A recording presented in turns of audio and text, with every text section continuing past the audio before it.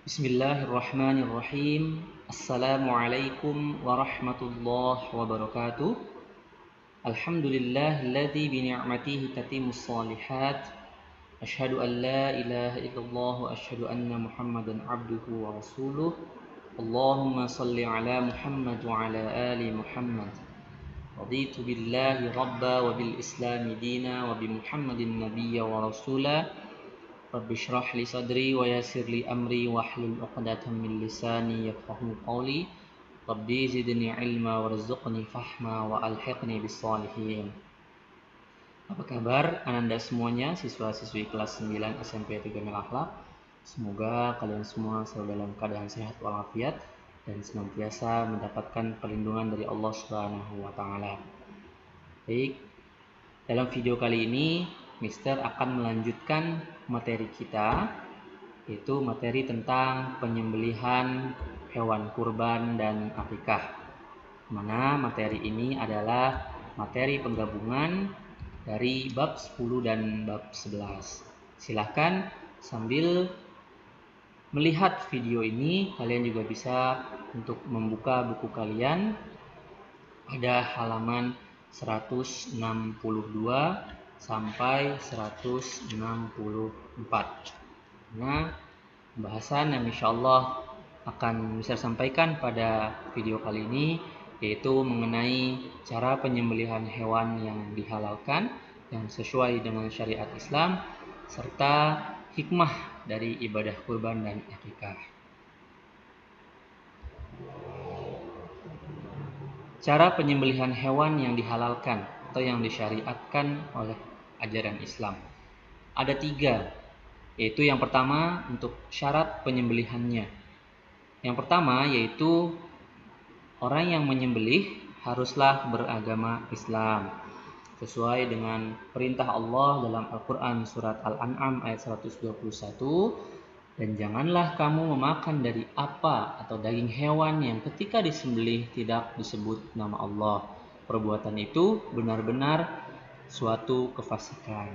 Di agama Islam itu mengajarkan untuk umatnya setiap kali melakukan sesuatu hendaklah ia membaca kalimat-kalimat thayyibah atau mengucapkan nama-nama Allah seperti basmalah. Kemudian yang kedua yaitu baligh atau dewasa. Dewasa di sini juga harus yang sudah memahami tata cara penyembelihan hewan dengan benar.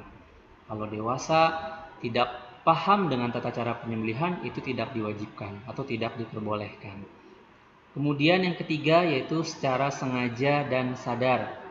Tidak dibolehkannya seseorang itu dalam keadaan mabuk atau gila ketika hendak menyembelih hewan kurban, ya. Jadi harus sengaja dan sadar. Nah, itu adalah 3 syarat untuk yang akan menyembelih hewan kurban. Syarat yang kedua yaitu syarat hewannya. Syarat hewannya yang pertama yaitu yang jelas masih hidup. Yang nggak boleh hewannya sudah mati atau sudah menjadi bangkai. Kemudian yang kedua yaitu jelas halal. Ya. Halal di sini ya kalian sudah tahu kriteria atau kategori hewan yang halal yang boleh dikonsumsi atau yang boleh disembelih. Nah, untuk kurban ini yang akan disembelih yaitu ada kambing atau domba, sapi, dan unta. Nah, ini 3 hewan itu. Nah, itu adalah syarat hewannya. Kemudian yang ketiga untuk syarat alat penyembelihnya. Yang pertama haruslah tajam, baik itu goloknya, pisaunya, atau kapaknya yang digunakan haruslah tajam, tidak boleh tumpul. Karena kalau tumpul akan menyakitkan atau menzalimi hewan yang akan disembelihnya. Kemudian syarat yang kedua yaitu bukan terbuat dari kuku, gigi, dan tulang. Seperti hadis yang diriwayatkan oleh Bukhari dari Rafi' bin Khadij berkata, Rasulullah Shallallahu Alaihi Wasallam bersabda, makanlah hewan yang dialirkan darahnya atau disembelih dengan menyebut nama Allah, asalkan tidak dengan cara digigit dengan gigi atau dicengkram dengan kuku. Nah, itu adalah cara-cara penyembelihan hewan yang dihalalkan. Jadi syarat-syarat ini harus kita penuhi sebelum kita melakukan penyembelihan hewan kurban atau akikah. Lanjut, yaitu syarat penyembelihan hewan secara modern, ya, atau dengan menggunakan alat.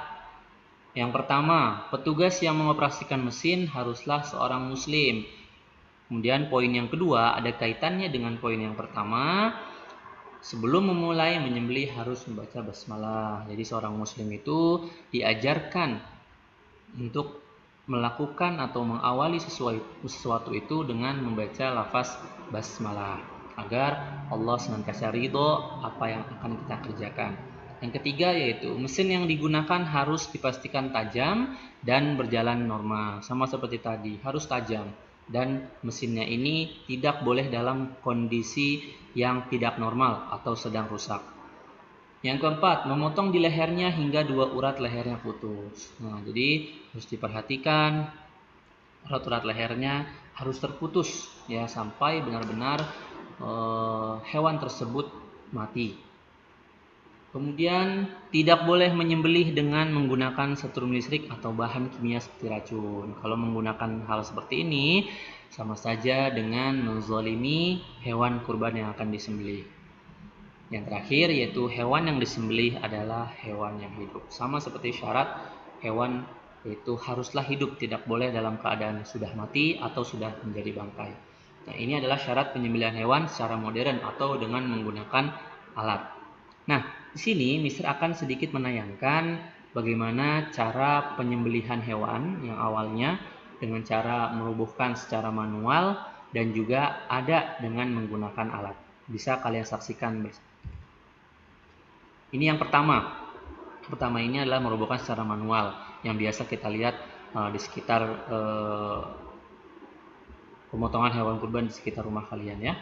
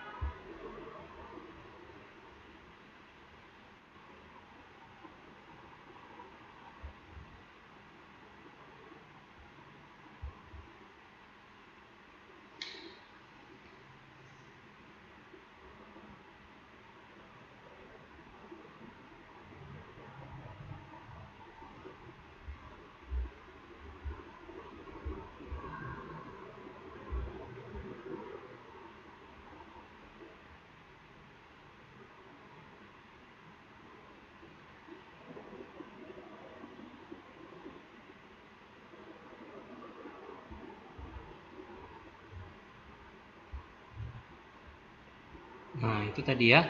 Ini robohinya secara manual ya. Cukup dengan 2 orang agar sapinya tidak stres. Nah, setelah itu barulah dilakukannya pemotongan di urat leher hewan kurban tersebut. Nah, yang kedua ini ada secara modern atau dengan menggunakan alat. Jadi, petugas tidak capek-capek untuk merobohkan sapi, tapi sudah dengan menggunakan alat. Hanya saja untuk memotong urat lehernya tetap menggunakan tenaga manusia. Saksikan bersama-sama.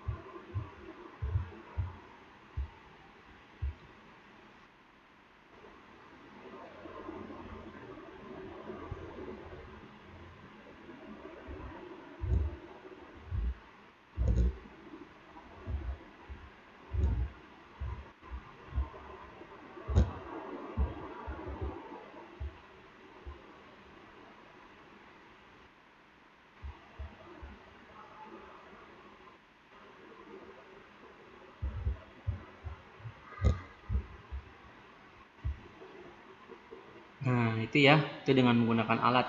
Jadi, simple sekali, tidak memerlukan tenaga yang cukup ekstra seperti dalam video pertama secara manual.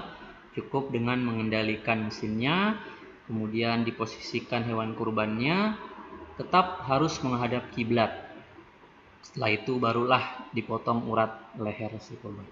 Nah, itu adalah dua proses atau dua cara berbeda, ya.